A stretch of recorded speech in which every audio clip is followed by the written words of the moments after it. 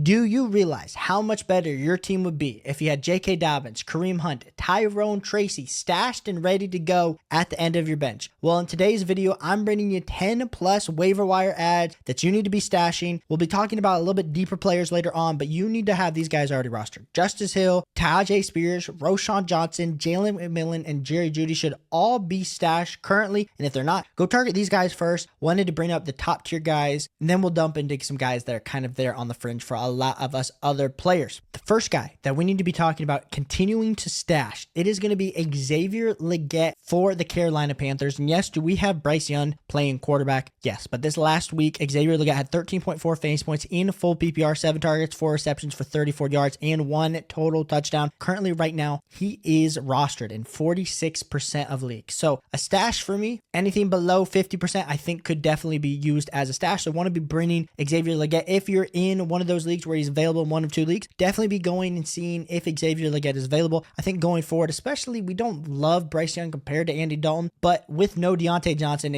Xavier Legette continues to be someone that you need to be targeting. We move on to the second player that needs to be stashed. It's going to be Demario Pop Douglas, and Demario is rostered in 35% of leagues over on Sleeper. And the thing that I do want to hit on with Demario Pop Douglas is last year he was a favorite of this stash video. This year he started off, and then all of a sudden, boom, we look at week 3, he had 14 fantasy points, week 5 had 11, week 6 had 21. Now I was like, listen, we are never talking about Pop Douglas as a stash again. My boy has made it. Now week 7 only had 3 fantasy points in week 8. And so all of a sudden his roster numbers went flying down. A lot of people started dropping him. They weren't holding on to Pop Douglas. And so I was like, well, crap. Pop Douglas is now back to being a stash, and I'm super pumped to have Pop Douglas back on being a stash. I know he was quiet with only 2 catches in this game versus the Jets, but let's be clear. Jets defense, we saw what they did on Thursday night to CJ Stroud and the Houston Texans. Imagine what they were doing to the Patriots. Very terrible offensive line. I mean, they hurt Drake May, had Jacoby Brissett throwing on the ball. So we're looking at the next few weeks versus Tennessee in week 9, which I like that matchup for Pop Douglas. Week 10 to go to Chicago, but then pretty good matchups with the Rams and Miami and Indianapolis over the next few weeks. So out of the next 4, 1 really bad matchup, but I really think that Pop Douglas needs to be added. I think he's definitely worth a stash spot on your roster, especially if you need some wide receiver help. The next guy that you need to be stashing on the end of your roster, it's going to be Elijah Moore. And I feel like when I say the name Elijah Moore, I'm saying like circa day 2021 when Elijah Moore was a New York Jet and started to break out. But he's in year 4 in the NFL, and it just hasn't really happened to honestly the level that I thought he was as a prospect. In this week 8 game versus Baltimore, put up 16.5 fantasy points, had 10 fantasy points the week before, had 12 total targets, 8 receptions, 85 yards. And Elijah Moore was always someone that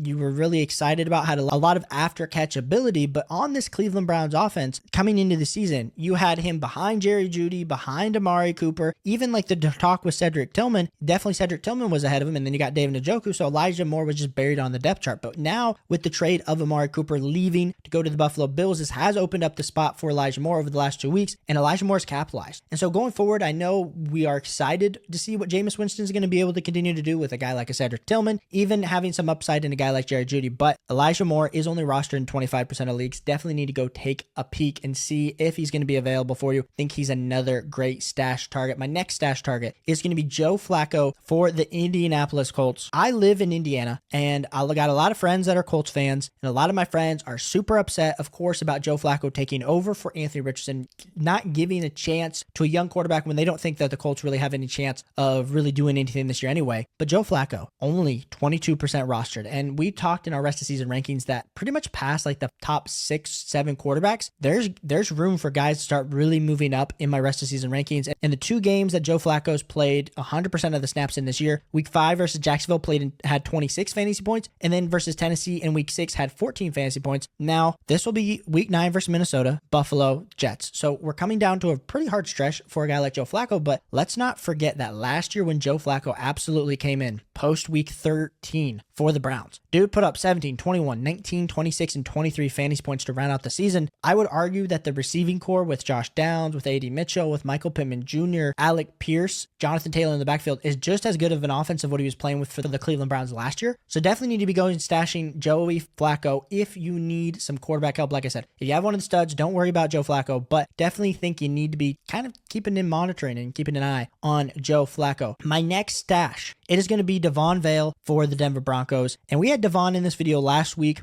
And this last week only had a 34% snap share, only had 5.8 fantasy points. But like we said, he's played in 4 games this season, 11 in week 1, 11 in week 6, and then 3 and 5. So only rostered in 4% of leagues. So this is definitely going to be one of those sleepers that are a little bit deep for you. That's pretty much available to everybody to potentially go get. But when we're looking at this overall offense at the depth chart, you got Cortland Sutton, you got Troy Franklin, Little Jordan Humphrey, and then it's pretty much other like wide receiver. It's between Devon Vale and Marvin Mims that have kind of been competing for targets there. And as much as Marvin Mims has started to look good, we know the prototypical profile of a guy like a Marvin Mims who had the pedigree coming out of the University of Oklahoma. Devon Vale, I continue to like the amount of targets that he's getting in the snap share that he's getting him with his yards per target. I think it's really great, healthy metric. So I definitely think you need to be considering Devon Vale going forward as a great level stash. The next guy that you need to be stashing is going to be Jordan Whittington for the Rams. And we had Jordan Whittington in this video earlier this season. It was a high priority waiver wire ad with no Cooper Kupp and with no Puka Nacua. Week 4 and week 5 had 12 and 15 fantasy points. But then we get Puka Nacua back this last week. You get Cooper Kupp back this week, and you're kind of like, hey, Jordan Whittington's like a drop candidate. Well, we get the news that Puka Nacua is dealing with some sort of knee injury again. Whether he hyperextended his knee,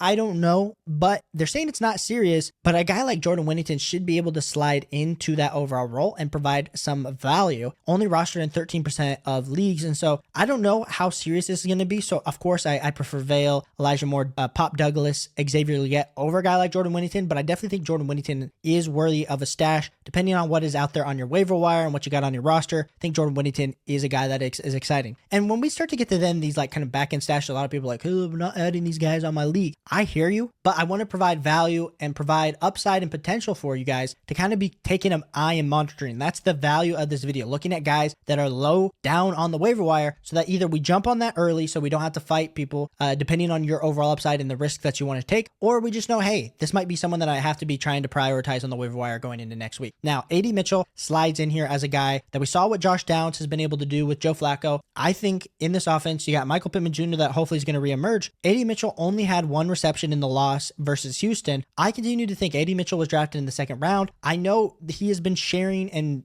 kind of in that same spot as Alec Pierce, and Alec Pierce has had the overall snap share because last week only 20% snap share for AD Mitchell. He's rostered in 16% of leagues. But I think with a Joe Flacco hopefully starting to reignite and make things better for this overall offense, I think you need to be taking and looking at AD Mitchell as a great level stash candidate. And we are moving through this video, so I got 2 more sleepers for it. And no, we're not providing any tight ends this week. Some of y'all complained about tight ends. I don't need any tight end stashes. So I said, you know what? We're going to flip it up this week. So the next guy that you need to be stashing is going to be Kamani Vidal for the Chargers. Mr. Kamani, of course, had 13 fantasy points in that week 6 game coming off of the bye. And then they had very minimal production in week 8 versus New Orleans, only 1.6 fantasy points, 17% snap share, 6 attempts for 16 total yards. Now, if we're looking at this overall depth chart, you got Kamani Vidal, who has clearly passed up Hassan Haskins and Gus Edwards. J.K. Dobbins continues to get the majority of the work. I just would like to say that Kamani, hopefully you have him stashed if he's out there for you because he's 16% rostered. We haven't talked about a running back in this video because it feels like we just got a lot of stash candidates that we could talk about, like a Jalen Wright, a Trey Benson that we've been hammering home week after week after week. But for a guy like Kamani, I think he might be the closest to actually getting some serious production week in and week out, providing that type of value. And then, of course,